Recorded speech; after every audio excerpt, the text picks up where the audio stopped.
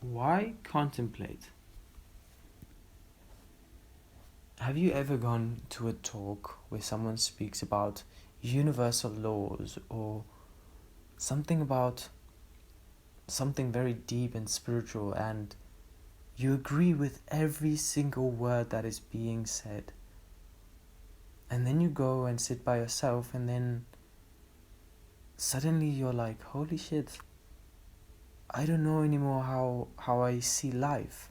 I don't know anymore how to approach this life, because now everything is thrown into ashes, you know? And that is where contemplation is necessary.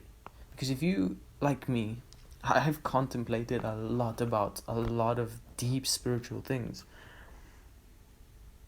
Now when someone comes and they speak about spiritual things, and I can be there, agree with what they say, every single word, and still hold my own belief, hold my own strength in my belief system, because I've contemplated enough time to know how I feel about stuff, to know how I feel about different topics or different people or different experiences.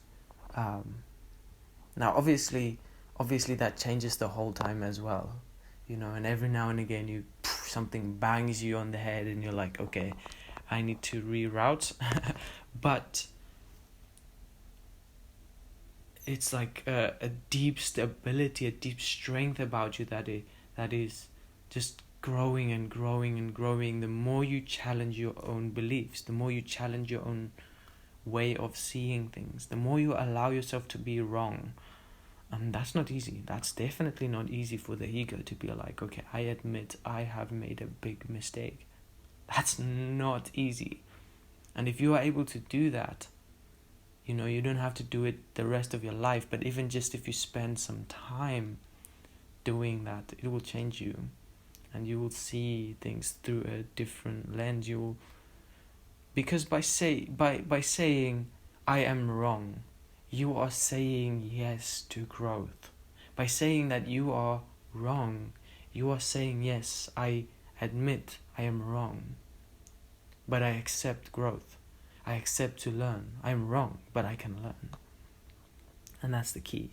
That's the key here with contemplation. We all have interesting belief systems growing up, like all of us. And that's why it's so necessary for us to be individualistic in this world and have our own strong belief system, because, you know, our belief system is constantly challenged. You know, I constantly look at Instagram models and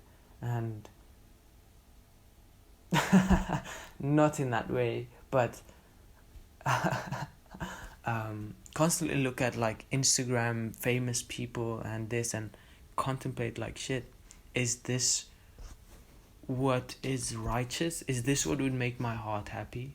You know, even though it looks amazing and that looks like the life, would that make me happy? Would I exude happiness? They might be very happy with the way they are, but would I? You know. And the only way is to go try stuff and see, okay, is that me?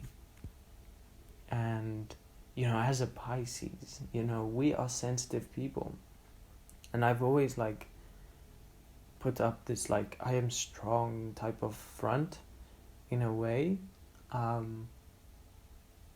but actually inside I'm very sensitive.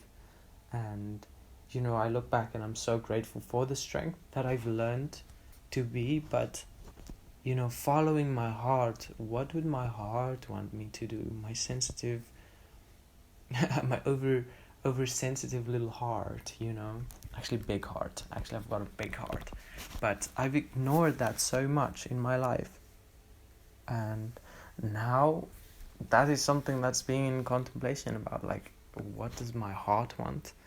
You know, because I had a dream of my spirit dropping into my body and everything was chill. There was a few pains down here and a few pains in my arms, but there was this like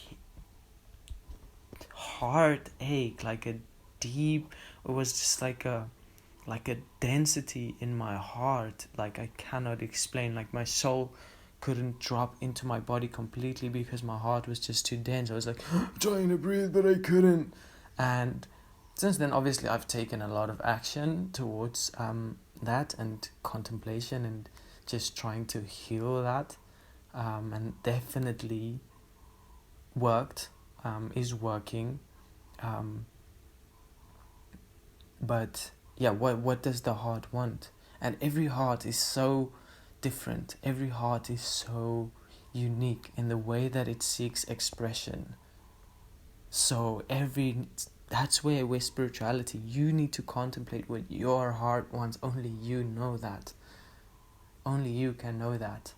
And that needs to come through experiences and seeking and, making mistakes and following your ego and following lust and seeing what makes your clock tick, And everyone is different, and we need that. We need that individual contemplation to find ourselves.